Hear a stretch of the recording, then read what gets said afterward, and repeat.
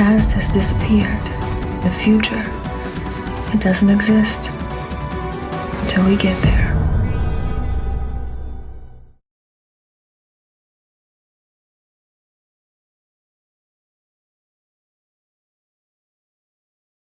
Filmmaker Ava DuVernay is best known for directing the civil rights era narrative film Selma, and for her indictment of the United States prison industrial complex in the Netflix documentary 13th. Before making these films that attack racism so overtly, she used a different approach in her first two narrative films, which she often pairs together in discussing her work: I Will Follow and Middle of Nowhere. These films center on the authentic experiences of Black women and depend upon the musical collaboration of women of color to further DuVernay's social justice mission, which aims to represent the lives and stories of Black women in complex, sensitive ways. I Will Follow takes place over the span of one day, during which protagonist May must move out of the home she has been sharing with her aunt, Amanda, who was an accomplished session drummer for various bands throughout her life and who has just died of cancer. The action is restricted to the home and its immediate surroundings as May interacts throughout the day with movers, a neighbor, family members, friends, and an old lover while indulging in flashbacks of her time with Amanda. Middle of Nowhere follows medical student Ruby, who has put her life on hold after her husband, Derek, was unexpectedly incarcerated. When she learns at his parole hearing that he has betrayed her trust, she ventures into a new relationship with a bus driver named Brian. DuVernay credits her early career as a publicist and marketer with inspiring her transition to writing and directing her own films. Working within the studio environment as a publicist, as a marketer, just working with a lot of men, really was interested in a woman's story. I Will Follow was the first theatrical release from the grassroots distribution company, the African American Film Festival Releasing Movement, or AFIRM, which DuVernay founded in 2011. She described the purpose of the company at a Q&A following a screening of Middle of Nowhere at the 2012 World Film Festival in New York. It's a collaboration, a collaborative of arts advocates, Black arts advocates around the country. There are all of these, arts organizations that are coming together and saying we don't have to wait for a studio to distribute films that we care about, that we love, that we're nourished by. We will do that. And our goal is to kind of, really share and present and offer exemplary Black independent films to anyone that wants to see them. In 2015, AFIRM was rebranded as Array and expanded its mission to promote films made by women. DuVernay's work to bring independent films by Black and female directors to multiplexes in major cities reflects her commitment to interrogating and expanding the ways Black people, women, and specifically Black women, are represented in the media consumed by mainstream audiences. There's a group of sisters that are saying, you know what, we're going to focus on us. It's now. Okay, it's 2010, 11, 12, 13, and we are here, and this is what we look like, and this is what we think, and this is what we say. Both of the actors, were very clear about the fact that this is something that they'd never had the opportunity to do, to actually have the narrative centered on them and their emotions and the inner workings of their heart. But all of the women in the film were complete women that had stories, that had a journey, and that doesn't happen often. Morgan Rhodes, the critic and DJ whom DuVernay hired as her music supervisor on Middle of Nowhere and subsequent films, explained the importance of DuVernay's choice to hire many Black crew members, in addition to casting Black actors. For a lot of us, the generosity of Ava is not just allowing us to be part of this movement that she's built, but also letting the world see that Black folks are doing jobs that you never thought Black folks were doing. Some of us are the first to do this. It's great to be aligned with her for building this movement, but also to let people know we're here and we're doing this thing, and people can see that now. Film and media scholar Gladstone L. Yearwood argued in 2000 that it's important to examine Black cinema as a phenomenon in its own right, having its own cultural traditions and expressive norms, that is, within its own cultural perspective. I state unapologetically that this is a Black film, that everyone's invited, but I'm a Black woman. I'm making a film about a Black woman. The lens through which, we're creating this world is Black, and that doesn't mean that others can't watch and gaze at it. DuVernay's narrative approach to both I Will Follow and Middle of Nowhere demonstrates what Yearwood identifies as a particularly African-American narrative style. While classical Western narratives progress temporally, African American narratives tend to expand, taking the form of a quilt or a mosaic. Goal-oriented narratives do not seem to be as important as experiential, existential, spatial narratives. On a panel of film music composers at the 2014 Sundance Film Festival, composer Kathryn Bostic, who wrote the original music for both I Will Follow and Middle of Nowhere, described how DuVernay's approach to storytelling reflects this style of narration. When I worked with Ava DuVernay on Middle of Nowhere, which was premiered here in 2012, and the way she told that story from such a different vantage point of just storytelling of African American life, but not necessarily as that as the point of reference.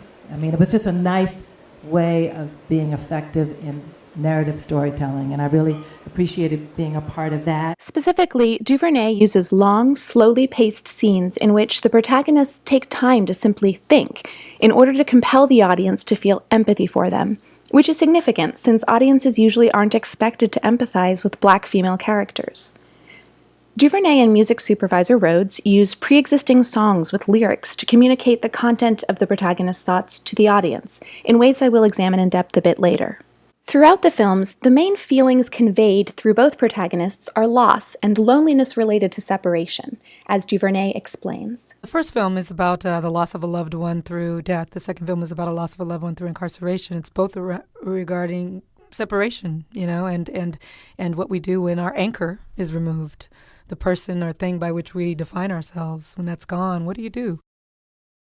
DuVernay wrote I Will Follow while coping with the loss of her own aunt, much like protagonist May, while she built Ruby's character and situation in Middle of Nowhere from the lives of Black women she had interviewed. By focusing on the universal theme of separation, DuVernay explained in an interview that she can appeal to all audiences, regardless of racial differences. Hopefully, you think a little bit about yourself, because this character is in a Black woman's body, I think, doesn't take away from the fact that, emotions of separation and loss are really universal. Because I think that's what I'm trying to kind of illustrate in my films, whether it be I Will Follow or Middle of Nowhere. Critic Roger Ebert claimed in his 2011 review, which DuVernay has credited with launching her career as a director, I Will Follow is an invitation to empathy. Given the history of the representation of Black women in Hollywood films, extending such an invitation to a mainstream audience is a radical act. There is a general consensus among film historians that Hollywood cinema conventions tend to embody and reflect the interests and positions of a white patriarchal society. Throughout much of the 20th century, Black characters and Black culture were represented according to narrow stereotypes, which sometimes overlap.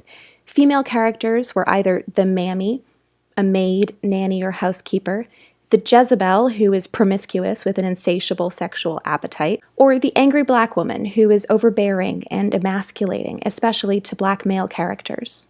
DuVernay's work, however, does not buy into the problematic idea of colorblindness in representing race, which subtly and institutionally endorses white supremacy.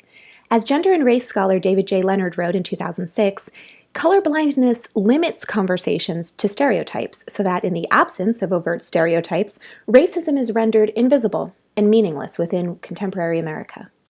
By the mid-1980s, the box office success of films made by Black male directors had contributed to opening a space for directors of color for mainstream audiences. However, as writer-director and documentary film producer Jackie Jones argues in 1991, in the entire range of female representation in commercial films made by Black men, Black women are allowed to occupy two narrow categories in the cinema. Bitch, read willful, ripe for bringing down, and hoe, read sexually demanding, not easily satisfied. But if the woman filmmaker doesn't take special care with the woman characters, who does it? Because it's not going to be the man. If the Black filmmaker doesn't take special care with it, who's going to do it? It's not going to be the filmmaker who doesn't know it. You know what I mean? One important factor in reimagining Black women as complex people with deep, varied humanity was the increased publication of books by Black women authors beginning in the 1970s. Black feminist filmmakers were some of the first to produce texts that allowed for a positive reimagining of Black culture. Overall, I feel that it's no one else's responsibility to make the things that I want to see. Right. It's my responsibility, and if I want to see them, then I need to make them if I'm able, and I am, so I do. Someone commented on our film that, it's revolutionary to see Black people thinking in a movie. And I really had to try to think, what films have I seen where, just have sisters and brothers just thinking about things? And the fact that that's being called revolutionary is really just a response to there being so little space for this kind of narrative. Now let's examine a few moments in I Will Follow and Middle of Nowhere that exemplify these deliberate choices DuVernay describes when Black women are thinking. The pre-existing songs that accompany these scenes communicate the mood and themes running through the protagonist's minds. This effect is heightened by the use of songs written and performed by singers who, like May and Ruby, are women. The opening scene of I Will Follow finds May just waking up on the day she will have to move all the belongings and furniture out of the house where she has been living for the past year with her recently deceased aunt. This moment of thought is accompanied by Scribbled Paper by Little Dragon. The voice of Swedish-Japanese singer Yukimi Nagano seems to speak for May as the camera holds on her face and she gets out of bed slowly, going into the bathroom and shutting the door.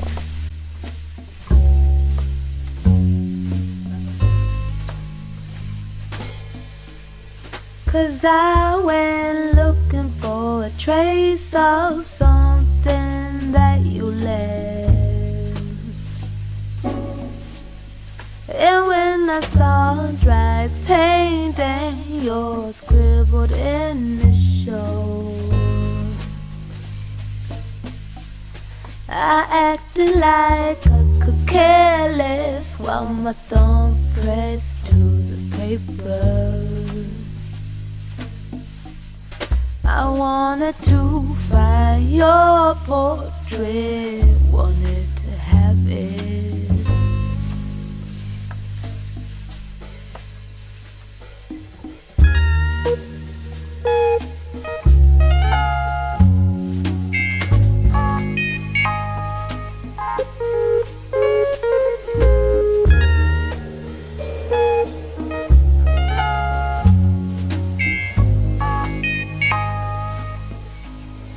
Recalling a piercing voice in the old dream,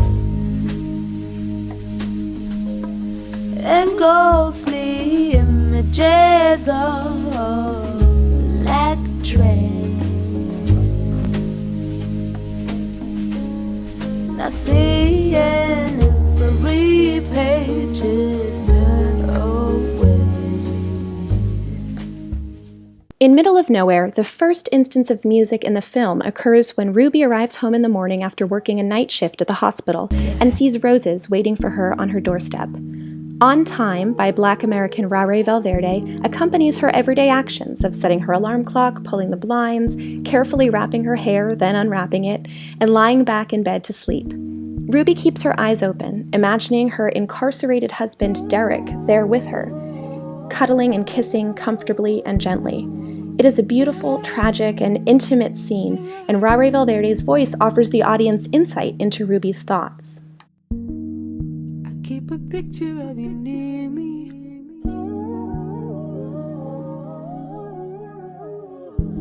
In the darkest of light, I see your face. It's the color of everything.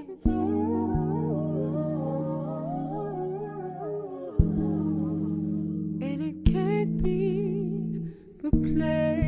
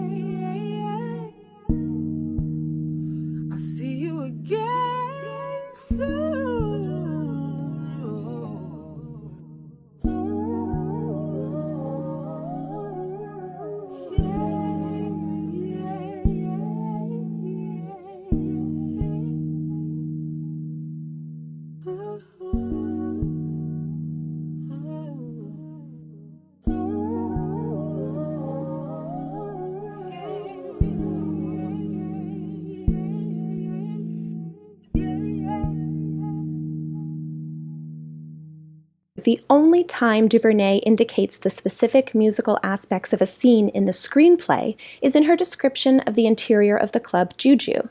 The character creating the diegetic musical scene is a black woman DJ, a choice which reflects DuVernay's ongoing interest in this particular identity.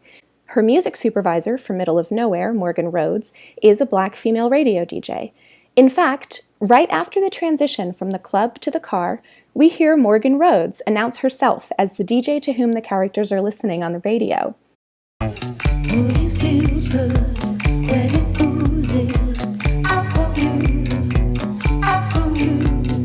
This scene strings together two diegetic songs to emphasize time passing for Ruby and feelings building between her and her new potential love interest, Brian. The songs are Moody Feels Good by Spectrum and Play by South African and Israeli-American Goapele. All the bones through hell and confusion, trying to find a solution. Moody feels good when it oozes out from you, but be careful how it feels you, how it feels.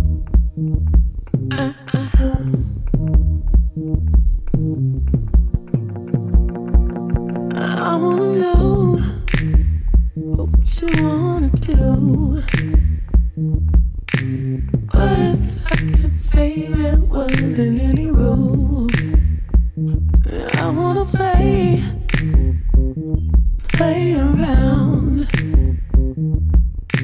Tell me if you think that you In Every Way is the name of the track featuring the vocal stylings of Omega. My name is Morgan Rhodes and you're tuned into the listening station on 90.7 FM, KPFK in Los Angeles. DuVernay thus gives the power of music making and scene setting to black women, both within the diegesis of the film and in the composition of this sequence in the case of Morgan Rhodes.